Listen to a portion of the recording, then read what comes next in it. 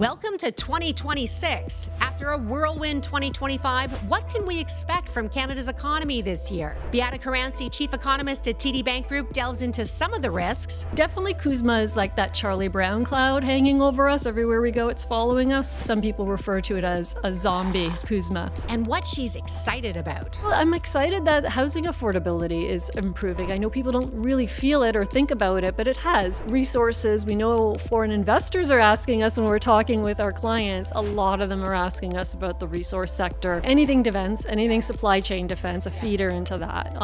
That's a tremendous opportunity. It hasn't been there for generations. The Money Talk Podcast, brought to you by TD Wealth with Kim Parlee. Hello, everyone. I can't think of a better person to kick off our podcast this year with than Beata Caranci. It is lovely to see you. Happy New Year. New Year. How are you feeling? Physically, I've got that 7-week cough bug that everybody seems to be complaining about. Yeah. Intellectually and mentally excited to what the year is going to bring us. From an economic perspective, it has not been a boring 12 months. I don't think the next 12 months will be boring. And I think for when you're a curious economist, as unnerving as it could be that like you're in uncharted territory, it's actually incredibly intellectually stimulating to try to figure it out. Yeah. And hopefully give some good advice to clients along the way. Can I ask, so you talk about, being intellectually curious and trying to build, when you think about 2026, Yeah. and 2025 was not boring. 2026 is certainly not starting off to be boring in any way, shape, or form. But when you are a forecaster, and I know people rely on you to say, where you think things are going, this drives investment decisions, no pressure, Beata, all the things. But how do you even begin to start to forecast what you believe Canada's outlook is in 2026 when there's so many moving parts? Yeah, so like some things you just take off the table because it's too much of an unknown factor. So an example would be CUSMA.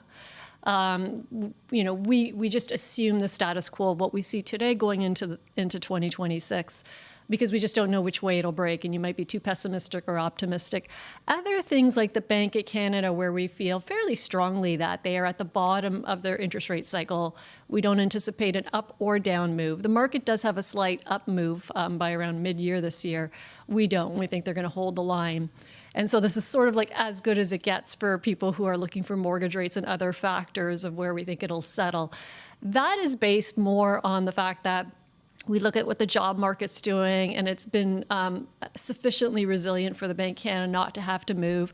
We now have the government, kind of taking up that baton on fiscal stimulus, so it's not all about monetary stimulus. They can pass it over to the other guys in the room, right? And so I think like when you put the pieces together, that is a more forecastable area that we feel a bit more confident on. And then we'll just have to roll with the punches on what comes through on the policy front, as we know with the recent removal of the president of Venezuela. Like these are not things that are forecastable. You just adjust to. Right. So I want to actually, every single thing you said there, I want to dig in on a little bit, but I want to just start with maybe the foundation of where we are. So 2025, if you read the headlines throughout the year of 2025, you would have thought it was the worst year ever. Yeah. And a really, really tough year for Canada. Yeah. And I know from a conversation that, we've had recently, when you actually look at the data, that's not the case. Yeah. So there's a few things, right? Like if you look at where policy announcements were occurring, Canada was first targeted by really the United States in terms of tariffs. We had those reciprocal tariff announcements in April, but Canada knew very early on, back in February, that this was not going to be a good day or a good year for tariffs and free trade.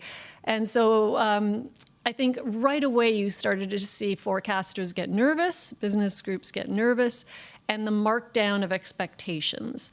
And so there were several, but not us, that were calling for Canada to be in recession by the time we got into that April reciprocal period where you could see all these tariffs.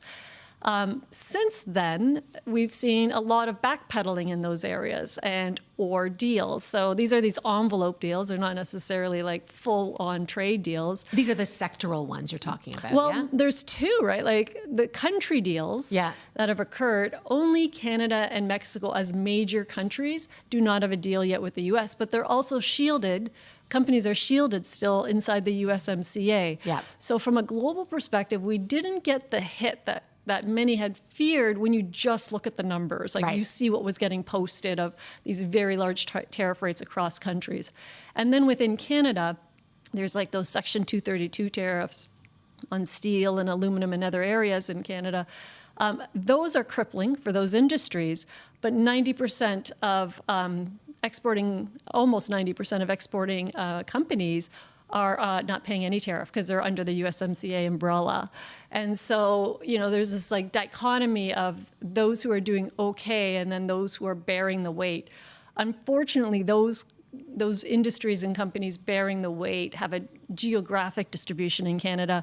And so Ontario is definitely a laggard in the economic sphere for Canada, as opposed to what you see in Alberta or even in BC, because they're benefiting from natural gas shipments that we don't have in Canada. In Ontario. So there's a lot of nuances, right? Yeah. A lot of nuances. Can I ask, I'm going to ask a long question so you can get a sip of water, because I know you're dealing with a little cough here, but when you think about the single most important thing to what Canada's economy is going to look like in 2026, I think everybody would say it's CUSMA. Is it CUSMA? Definitely CUSMA is like that Charlie Brown cloud hanging over us. Everywhere we go, it's following us. Some people refer to it as a zombie CUSMA, that it just hangs around, because technically the trade agreement holds until 2036. And so if you do nothing, every 1 year it just keeps renewing unless you've made specific changes out until you get to 2036. So from that perspective, you could have companies stay under that shielded umbrella of the trade agreement and continue to free trade between Canada and the US. So it matters that it doesn't get worse, meaning, Trump doesn't pull more industries under the 232, tariff rates that are as high, 25 to 50%. They're really crippling. But it may not matter that it absolutely must get resolved. I think ultimately there's damage done that, you can't unsee what you saw. And I don't think there's a business out there that thinks that establishing in Canada for market access to the U.S. is guaranteed. And I think that's what we had previously, and that sentiment has gone away. So from that perspective, it's really important. But that is what's not in our control. Like, of course, Prime Minister Carney is going to be negotiating hard on that side. And traveling and building new deals as he's doing. But ultimately, the other decision maker is going to be the U.S. So you can only control so much. What I find we should be focused on for this year is what is actually in our control. And that is in our ability to deregulate, improve the business environment, take a look at our corporate tax structures, and make those more pro-growth than they have been, and none of that was addressed in the budget. So there's a lot that's in our control. All these priority projects that have been identified in infrastructure and other areas for development, getting those going off the ground, that's in our control.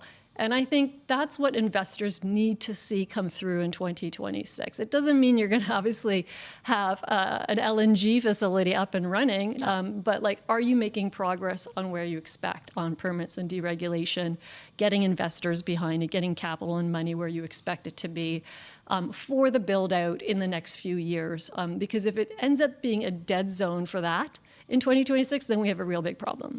So what is the forecast for Canada? The number is 1.2%, whatever that means to you. Yeah. Basically, it's a forecast that is not that much different from what we saw last year. Mm-hmm. So we have very similar, resilient in the sense that it's not a recession, but restrained. It's not where we would like to be. And it is an economy that's going to be building up slack. It's not really using its full potential and capacity.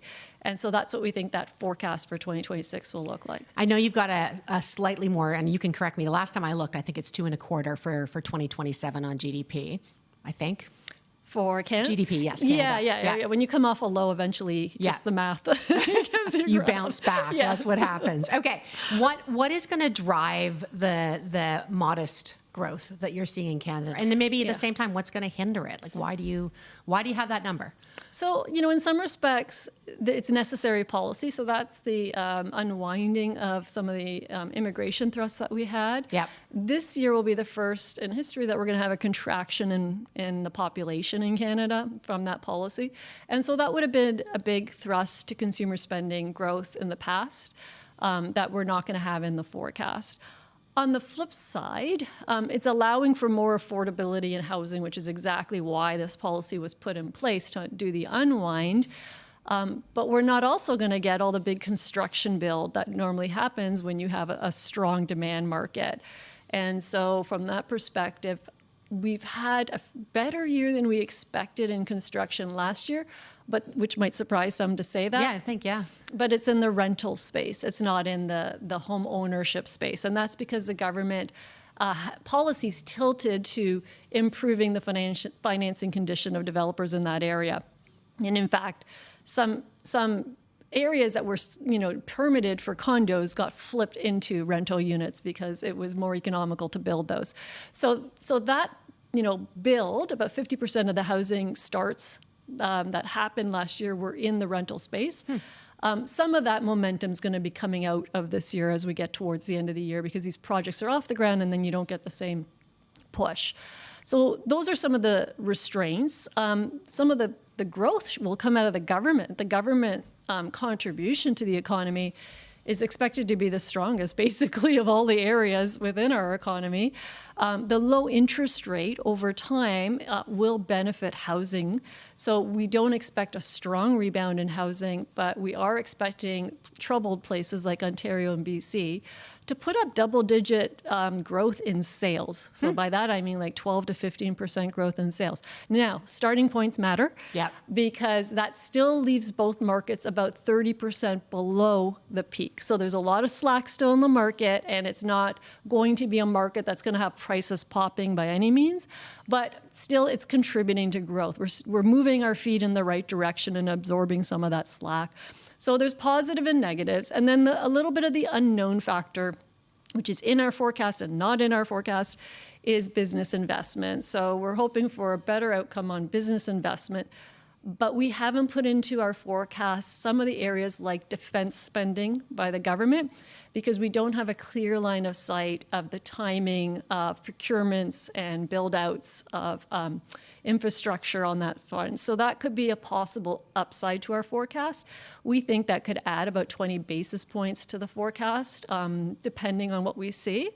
So that's an important area. It's a hard one to predict, Kim, because when you look at currently how the defense industry procures, about 50% of it occurs from other countries. And so therefore, there's not quite an economic multiplier in this country if you're bringing things in from other countries. However, if they want to build here, or hope to, if they build, and then you have to make sure, well, there's two components because you have infrastructure. One of the areas where we have a lot of infrastructure to build out is in transportation, armament, cars, things like that. So that's great. But then there are areas where we want to move into that we don't have as much capacity. And so, yes, you eventually put in facilities, but that might be more of a story for the future. And then we've done some deals, like we have an agreement with the EU on procurement back and forth between the defense industry. So maybe we get, while we procure abroad, we also provide more abroad. So that's a possibility too. So there's a lot of different things happening in this industry, and we don't have it in our forecasts. And it's possible that it gives a lift to the forecast because we're starting from nothing in there. So I'm optimistic about it.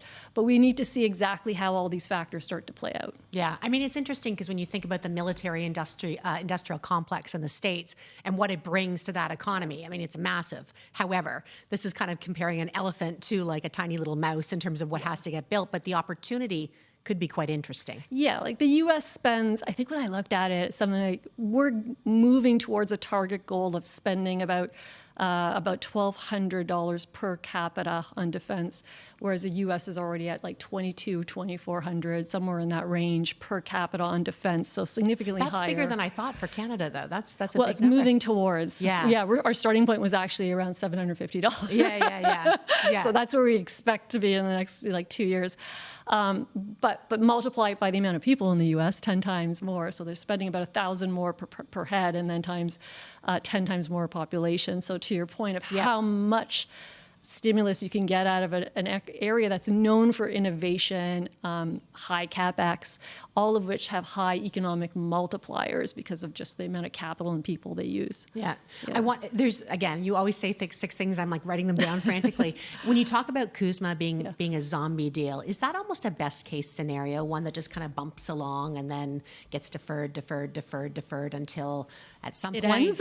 Well, until some point where maybe there's a change of power or there's a change of, those types of things. I mean, what is, I guess, from your perspective, what is the best we can hope for? The best we hope for is, a great deal negotiated to our side. Some would argue that with some of the changes that have happened recently, that maybe we've lost a little bit of leverage. Again, I'm not in those rooms. I don't know. But when you think about maybe oil before played a bigger part, now it doesn't, other resources, those types of things, what do you think is the best case scenario? So I think the best case is to get those Section 232 tariffs down, because those are really crippling. Steel, copper, aluminum, autos outside of CUSMA. So, these are 25 to 50% tariffs.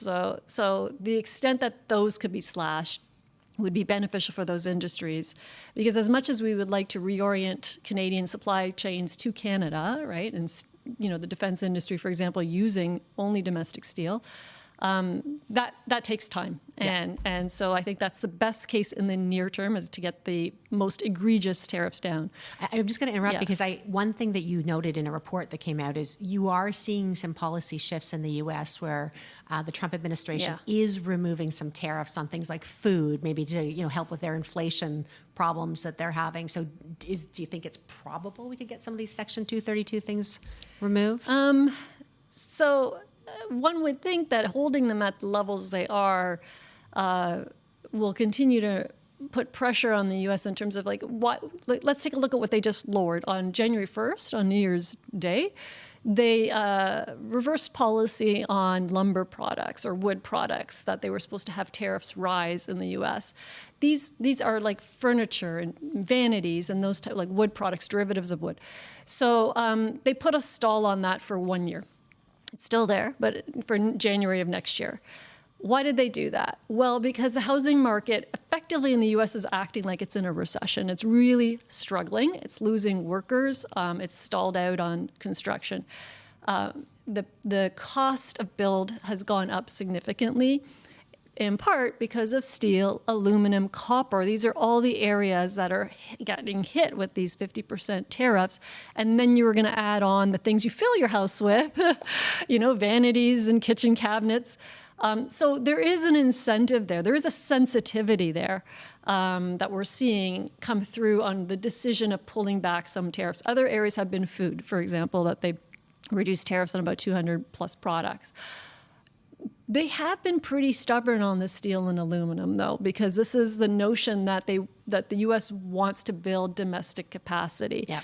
I would say if they're going to ease up on anything, it's more likely going to be aluminum than steel, because they have the least amount of capacity there. So they would be absorbing most of the price increases in that industry, because in steel they have excess capacity and they can grow that a little bit with less pain on the price point side.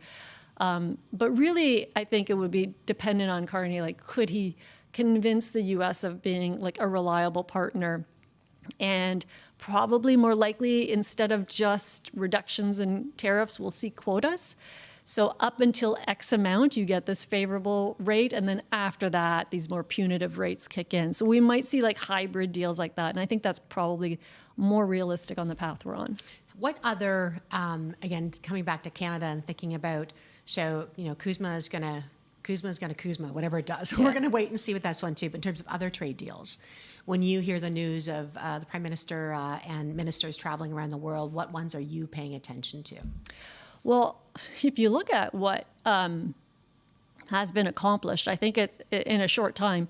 I think it's surprised most economists that we have increased our shipments to about 27 countries in 2025 and almost offset all the loss that we've had to the US. So that's a huge surprise in how fast that could happen because you already have market presence. Canada does have the greatest amount of free trade agreements of any G7 country with other countries. So the agreements is not the issue. It's making sure the demand is there in other regions and repairing relationships that have been damaged over the year. And that's why you saw Carney in India and talking with China as well. So especially like China and India, these are really big markets, right, for population and growth. So those are areas I would pay attention to, not necessarily the EU, where we already have established agreements and very like-minded policies. I'd be interested to see if we can make progress in markets where we've struggled in. And we are shipping more to China, but it's specific to oil resources. And then again, like, if I go back to that regional disparity that's happening in Canada, Ontario's oriented to the US, whereas, BC and Alberta and others would be oriented to other markets.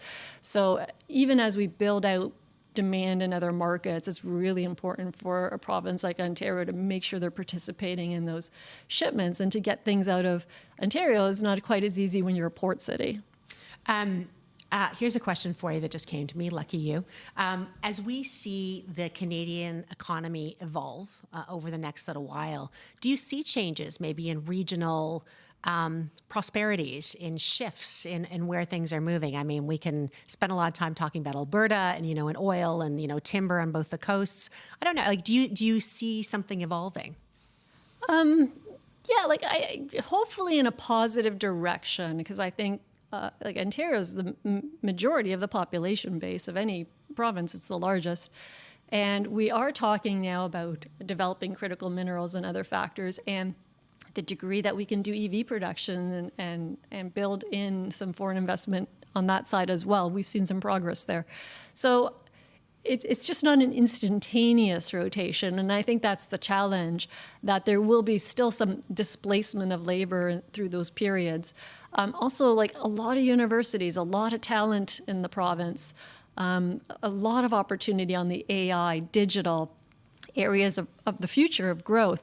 And I think Ontario is incredibly promising from that perspective. Mm-hmm. It just needs to build to scale, and we need to see those outcomes over time. And it's like we're just now learning where we need to pivot to. We just got to see how we do on those pivots. What do you see in terms of AI for Canada? I mean, we all, in terms of the markets, I mean, it's been a juggernaut. We've all watched it in terms of what it's done. And, I'm a bit of a nerd, so I'm always constantly watching the latest news about, Canadian kind of investment firms, investing in robots being manufactured over here, and you just think, wow, we live in an age of robots. What do you, though, see from an economic standpoint for AI to start to materially matter? Like, is it productivity? Are we all going to have a robot in our home next year? Vacuuming my floor, one hopes. But anyway. Oh, that's the Roomba. That's the one. I mean, a humanoid one. Yeah, no, the Roomba. Kim, I know. Get with think it. Think bigger. I want the robot to cook for me. So, interestingly enough, we are not as strong on AI adoption as what we're seeing, especially when we compare ourselves to the U.S. Not a surprise, hence the stock market reaction of AI dominance in that country versus here. So the positive is there's a lot of upside to that on adoption. So the industries that are mirroring the U.S. on high adoption rates is the finance industry, the professional industry, and information technology, which makes total sense. So those three industries are behaving more like what we see in the U.S. Interestingly, we don't see the job losses like we do in the U.S. So where you would have read headlines about youth unemployment being higher, some have reported double-digit declines in people in the age of 22 to 25, where you have intensive AI adoption. That's an American story right now. It's not a Canadian story. What we are seeing in Canada is more companies reorienting, retasking the labor as opposed to cutting, and maybe slower hiring, but nothing that would suggest the patterns of the US are mirroring themselves here. So that's a good news story for Canada. But the bad news is outside of those three industries I mentioned, the adoption rates are about half of what you see in the US. So to imagine what we could be in 5-10 years, I just always, as an economist, I want to make sure we're not imagining continuing to be a laggard. We do need to get more and more of our companies in the adoption era. And I think one of the challenges for Canada is we have a much bigger base of small businesses than they do in the US, and we have a much bigger base of older, smaller businesses. So if you look at the percentage of small businesses that are 11 years old and older, it's 60% in Canada versus 40% in the US. And the reason I say that statistic is because it matters for innovation and technology. Young businesses define creative destruction. They're the ones who are innovating and going in and out of markets. You end up with what's called a birth-death rate with small businesses, ones that don't make it versus do, but the ones that do, wow, look out, right? Those are the ones that are hiring and innovating and creating that productivity push and putting that robot chef in your house that I need. I don't know if you need it. I need certainly that too. do. You've never eaten my cooking. Trust me, I need it. Oh, good. So I think that's what we're missing in Canada, and that's my hope for the future, is that we start to see these small businesses be a bit bigger on the risk-taking and the growth side of it, because AI will compel and the technology will compel those benefits in terms of adoption, and then be complementary. So what we're seeing so far is much of the AI is complementary to enhancing people's productivity as opposed to removing them necessarily from the jobs, which we're seeing a bit more on the US side. Okay. Let's stick with the youth piece, because when you talk about like young businesses, creative destruction, entrepreneurship, great way to kind of start things off. But when you look at the outlook for young Canadians, you mentioned rents, seeing some positive, it looks like there, in terms of like lots more supply on. Maybe it's a little bit easier to buy a house than maybe it has been next year than in the past. What about employment? Like, what's the outlook for young Canadians right now? Well, the youth unemployment rate is high. However, we did analysis that looked at the rate of increase on the youth unemployment rate versus the deceleration in economic growth. That correlation remains very consistent to history. So that's telling us that the rise in the youth unemployment rate is not related to like a technology displacement. It's literally related to the business cycle, the slowing of the business cycle. And can you just tease that out when you say, like, so how does that work? Business cycle slows and therefore less demand for labor. And we know that when demand for labor slows, it disproportionately always hits the least experienced. Even though they're the cheapest to hire, they're also the least experienced and at the early stages of the career, the least productive, right? Because they're in the learning mode. Which hurts the most because it's the early stage of their career. Yeah, exactly. That's why you get so much scarring in periods of recession that it takes them like 10 years to catch up on where their wages would have been had they not graduated in a bad year. So, so that's the correlation I'm speaking to, that the rise in the youth unemployment rate so far seems more related to just what's happening in the economy, rather than something idiosyncratic to technology and innovation and productivity. Doesn't mean that won't come. Like, we are seeing it happen in the US, and the higher that companies, adopt and adjust to the AI movements, we could see that happen in Canada as well. So it doesn't mean it's not there, it's not here yet. Not here yet, right. Can I ask you about, and I'll jump back into some of the numbers again. So when you think about currency outlook, and then obviously Bank of Canada, you said you think the Bank of Canada is on hold, you think, for a while. Yeah. So when people want to know what the loonie is going to be worth, what do you think is going to happen for 2026? We already had an appreciation of about 5 to 6% last year.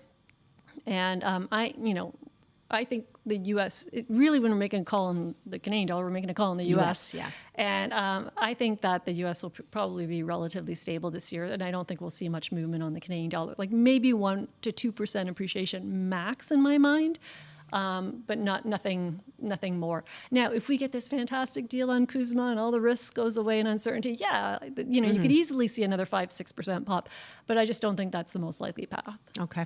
What about when you think about I want to ask you about the K-shaped economies, because I know you mentioned it when you talk about the Everybody U.S. knows this letter now in the I know, alphabet. right? Okay, Kim, it's a good letter. But I was thinking, I was taking some of your writing, and I was thinking it's a capital K in the States and maybe a small K in Canada, Yeah, that's a right? good way of putting it, yeah. So, but maybe just explain like what you're seeing, Yeah. and then maybe emerging in Canada and why it matters. Okay. Yeah, so this is interesting because it's almost like building on the theme of what we were just talking about. Like we're seeing, when we were talking about AI, I'm like, here's what's going on in the US, we're not seeing it in Canada.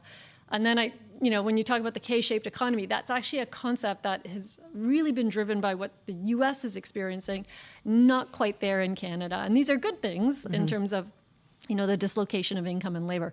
So what's happening in the US is where you look at the distribution of income, more and more of the income is flowing up into the corporate profit channel versus the wage channel. And part of that is the technology story with these behemoth companies, right, that pull up that side. But not solely, because it's been a long-term trend. It's been happening before 2020, 21. So you just see this constant migration. So the K is that side of the upper side of the K being corporate profits rising as a share of total income in the US economy, whereas wages are falling as a share. Yeah. And so that's where you're getting that split in that K. And then you could kind of drill down further. So then if you say, well, if we take that wages portion and we look at the wealth question, again, you see it. So you see that wealth going to the top 20% of the population rising relative to the wealth going to the bottom 40% of the US population. So again, that K, that split. And then you can say, oh, okay, let's drill down more. And now let's look at wages of people who are high, middle, and low skilled in their jobs. Again, you see it. So you're seeing is a faster deceleration in wages in the low skilled versus the high skilled, which makes sense because, with the AI revolution, those people are going to be really well compensated. So you can see like there's these Ks showing up, and that's why people are saying that you're back in the K-shaped economy. That concept originally came out of, not originally, but was really reinforced during the pandemic when people were saying there were the have and have-nots of who had to go into work, who didn't, and where the income was derived. We're just seeing it now reinforced further in the US, but for different dynamics. Then if you dovetail it into Canada and you say, oh, well, what's happening in the wealth side on Canada? It's like the opposite story. So the data that we looked at, now it only goes to 2023, but we already can see based on the 24 and 25, the way the stock markets perform, that we think it's a reinforcement of what we saw in the past. But we did see wealth of the bottom 40% of wealth holders rise 7 times faster than those of the top 20%. Sorry, was that in Canada or in the U.S.? Yeah, no, that's in Canada. No, That's the U.S. great. would be the opposite story. Yeah. So there's catch-up happening in the Canadian economy, and you're getting this compression of the inequality curve. So that's not a bad thing. It's a good That's thing. healthy. Nobody feels that way, by the way. Yeah, no, I know. Ask the average Canadian. Nobody thinks this way. Yeah. You never feel like you're caught up. But it has been, from a data perspective, very evident that bottom portion of the population has improved in some of these metrics, wealth being one of them. And then the same, when I look at the wage increases of people who are in high adoption AI industries versus low adoption AI industries, and you look at it by age, youth versus those 25 to 54, the wage growth seems very similar between these groups. There's not a one group suffering and the other one doing really well. It's a very even pattern, whether you're in an industry that adopts AI a lot or doesn't, whether you're 25 or 54, so we're getting very similar patterns. So there's not a K showing up from the metrics that we look at when we compare ourselves to the US. The one area it shows up is if you're export-oriented or not export-oriented, and that one makes sense, right? So there, you can see where the industries and the profits and the growth happen.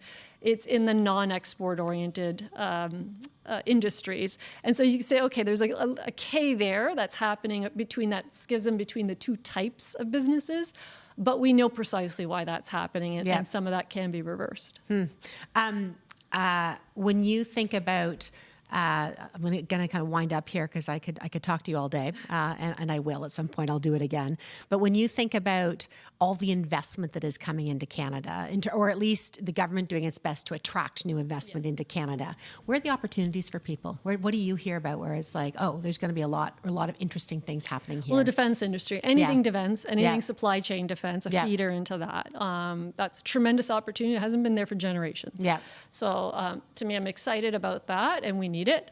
And because that industry is so high on intellectual property and just adoption of technology, that is a good place for Canada to grow out. Excited about that.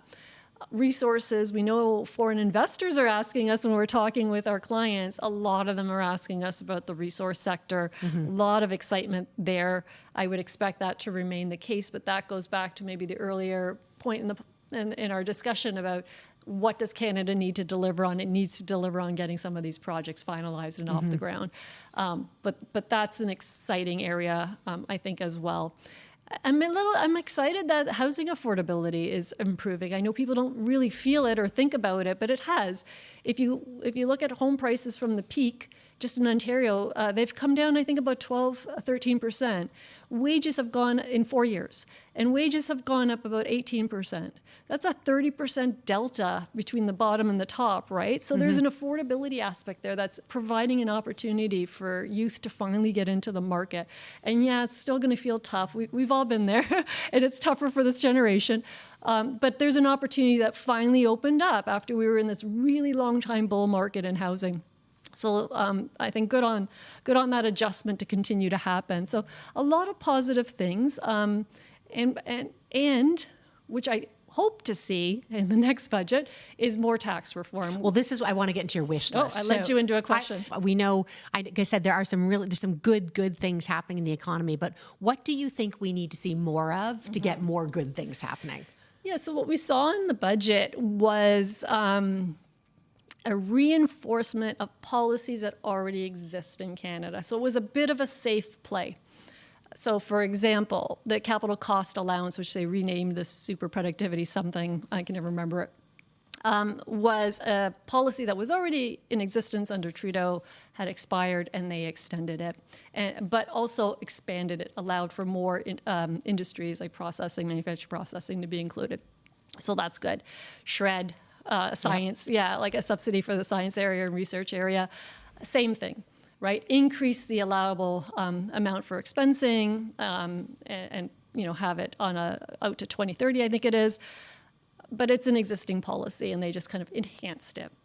What we didn't see out of the budget, what I hope to see, is really starting to tackle the harder areas, the more new and novel areas. And one of the problems we have in Canada is really the complexity of the tax code, the inefficiency of it. The example I'm often, pounding the table on, because I think it's intuitive and offers people a really stark example of how you could have a tax policy with good intentions that has bad outcomes, and it needs to be fixed.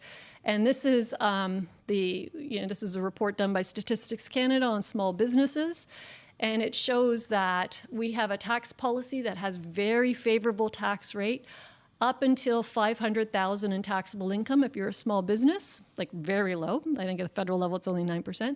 And then it flips into accelerating in the tax rate.